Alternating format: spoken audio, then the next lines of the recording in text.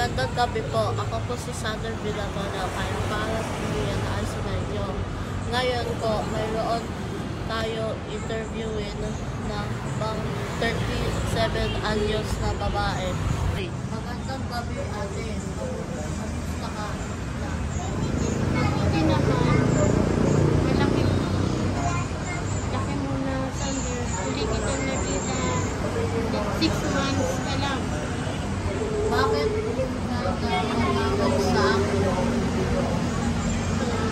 Hihingi sana ako ng tulong para mapatrabaho ako. Anong nangyari sa iyo? Nung nag-COVID-19, nagsara ang pinagtatrabaho ko restaurant.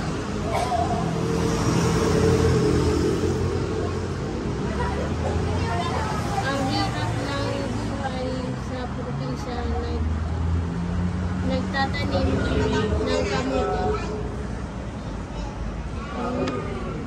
Naging matumal ang bentahan kasi nang nagka-COVID-19, natutong magtanim ang mga tao sa kanilang bakuran. Ano ba naisip mo na bakit? Pwede akong bumalik sa inyo. Ate, mayroon akong bagong kapatid na babae. Mga anak lang. Maganda yan. Iba sabi kay Mami agad na Sana mabigyan ako ng trabaho at ay hirap na buhay sa probinsya.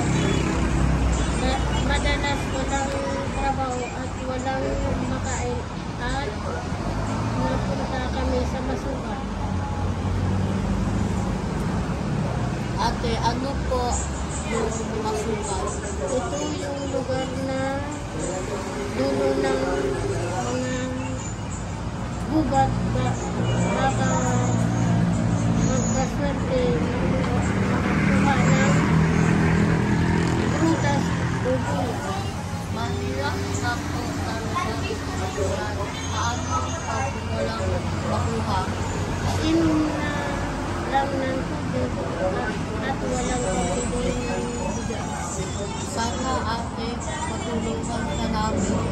Hindi pala sila ang study TEDx.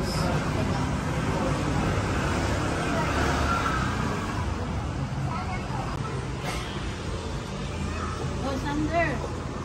Oh, si Malu pala to. Kamusta? Okay lang. Anong sinabi ni Ate Malu sa'yo? Sinabi niya anong buhay sa lugar niya. Kalaki kami.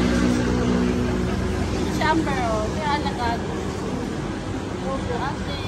Ayan. Mag-shake hands kayo. Okay. Papasok ka na sa amin, ha? Mag-uusap ka na. Okay, oh. Pagdamay mo na siya. Sander.